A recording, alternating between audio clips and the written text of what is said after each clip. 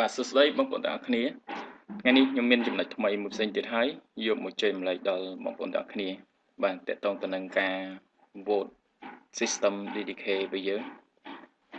នៅសប្តាហ៍បន្ទាប់បាទដើម្បីទទួលបានវីដេអូថ្មីៗពី Channel 3 Chettra សូមបងប្អូនទាំងអស់គ្នាចុចទៅលើ Subscribe និងចុចរូបសញ្ញាកណ្ដឹងនៅផ្នែកខាងស្ដាំមុននឹងយើងអាចធ្វើការ vote បានដំបូងបងប្អូនទាំងអស់គ្នាត្រូវសិក្សាទៅលើផលចំណេញរបស់យើងនៅផ្នែកខាងលើនេះបាទអញ្ចឹងថាតើយើងមានចំនួនកាក់ DDK គ្រប់គ្រាន់សម្រាប់ធ្វើការ vote ហើយឬនៅបាទបងប្អូនត្រូវចាំថាតកតងទៅនឹងការ vote កាក់ DDK ក្នុងការ vote មួយដងគឺចំណាយក្នុងមួយកាក់គឺត្រូវចំណាយ 0.0003 ដងហើយ1បាទបន្ទាប់ពីយើងបានមើលចំនួនកាក់ DDK របស់យើងគ្រប់គ្រាន់សម្រាប់ធ្វើការ vote ហើយបងប្អូនទាំងអស់គ្នាដើម្បីមើលចំនួននៃការ vote ថាតើយើង vote បានចំនួនប៉ុន្មានដងហើយអញ្ចឹងបងប្អូនទាំងអស់គ្នាចុចត្រង់ពាក្យថា delegate បាទបន្តមកទៀតបងប្អូនទាំងអស់គ្នាចុចត្រង់ចំណុច my vote បាទអញ្ចឹងសម្រាប់ system របស់ខ្ញុំគឺខ្ញុំបាន vote ចំនួន5ដងរួចរាល់ហើយអូខេចំណុចបន្តមួយទៀតគឺបងប្អូនចូលទៅមើលត្រង់ section បាទត្រង់ចំណុច stack នេះគឺបងប្អូនទាំងអស់គ្នាយើងចូលទៅមើលហ្នឹងដើម្បីថាប្រកាសថាយើងដល់ចំនួនថ្ងៃដែលយើង vote បន្ទាប់ហើយឬនៅបាទអញ្ចឹងបងប្អូនទាំងអស់គ្នាចំនួនថ្ងៃដែលខ្ញុំត្រូវ vote បន្ទាប់របស់ខ្ញុំហ្នឹងគឺនៅថ្ងៃទី1 ខែ 6 ឆ្នាំ 2019បាទវេលាម៉ោង 12:50 AM អញ្ចឹងមានថាខ្ញុំអាចធ្វើការ vote បាននៅថ្ងៃនេះហើយអញ្ចឹងបងប្អូនទាំងអស់គ្នាមុននឹងយើងធ្វើការ vote យើងត្រូវចូលមើលចំណុចត្រង់ចំណុចហ្នឹងសិនបាទបន្ទាប់មកយើងចាប់ដើមធ្វើការ vote តែម្ដងអញ្ចឹងបងប្អូនទាំងគ្នាដើម្បីធ្វើការ vote កាក់ DDK របស់យើងហ្នឹងបងប្អូនទាំងគ្នាចុចត្រង់កន្លែងពាក្យថា delegate បាទបន្ទាប់មកទៀតបងប្អូនទាំងអស់គ្នាជ្រើសរើស delegate មួយដែលយើងត្រូវ vote បាទក្នុងចំណោម delegate ជាច្រើនបាទអញ្ចឹងខ្ញុំសម្រាប់ខ្ញុំ vote ទៅលើ delegate DT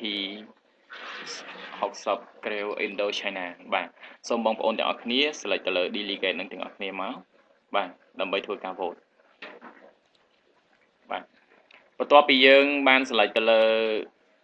delegate រួចរាល់ហើយបងប្អូនទាំងអស់គ្នាចុចត្រង់ចំណុចពាក្យថា vote បាទ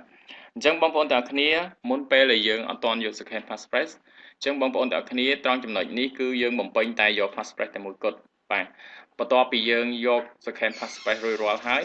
អញ្ចឹងបងប្អូនទាំងគ្នាយើងត្រូវបំពេញតាមលក្ខខណ្ឌគេពីរមានថាយក passphrase ហើយនិង second passphrase បាទចំណុចលើនេះយើងបំពេញនៅ passphrase ទី1របស់យើងហើយចំណុចខាងក្រោមនេះយើងបំពេញនៅ second passphrase មាន passphrase ទី2របស់យើងបាទអញ្ចឹងខ្ញុំចាប់ដើមបំពេញតែម្ដងបាទខ្ញុំចាប់ដើមចូលទៅក្នុងកម្មវិធី Word របស់ខ្ញុំដែលផ្ទុកនៅ passphrase ហ្នឹងហើយខ្ញុំចាប់ដើម copy វាយកមកដាក់នៅក្នុងកម្មវិធីយើងតែម្ដងបាទសម្រាប់ passphrase ទី1ហើយយក second passphrase ហ្នឹងខ្ញុំចាប់ដើម copy ដែរអញ្ចឹងបងប្អូនទាំងគ្នាអាច copy passphrase របស់បងប្អូនទាំងអស់គ្នាដែលបានរក្សាទុករៀងៗខ្លួនដើម្បីយកទៅដាក់នៅក្នុងចន្លោះ box ហ្នឹងដើម្បីយើងធ្វើការ vote បានបាទអូខេបន្ទាប់ពីយើងបាន copy រួចរាល់ហើយបងប្អូនទាំងគ្នាគ្រាន់តែចុចលើពាក្យថា vote ជាការស្រេចហើយបងប្អូនទាំងគ្នាដើម្បីប្រកាសថាតើយើង vote បានសម្រេចឬក៏អត់អញ្ចឹងបងប្អូនទាំងគ្នាយើងអាចចូលមកកាន់ dashboard ដើម្បីយើងមើលថាតើយើងធ្វើការ vote បានជោគជ័យឬក៏មិនជោគជ័យបាទអញ្ចឹងបងប្អូនទាំងគ្នាយើងមើលមកនេះត្រង់ចំណុចកន្លែងនេះអញ្ចឹងមានថាយើងបាន confirm រួចរាល់ហើយពួក Q នេះបងប្អូនទាំងគ្នាយើងអាចមើលទៅគឺយើងបាន confirm រួចរាល់ហើយអញ្ចឹងបញ្ជាក់ថាបងប្អូនទាំងគ្នាតាក់ទងទៅនឹងការ vote ហ្នឹងគឺបានសម្រេចបាទអូខេអញ្ចឹងបងប្អូនទាំងគ្នាតាក់ទងទៅនឹងការ vote សប្តាហ៍បន្ទាប់របស់យើងទាំងគ្នាខ្ញុំបង្ហាញបងប្អូនទាំងគ្នាតែតំណែង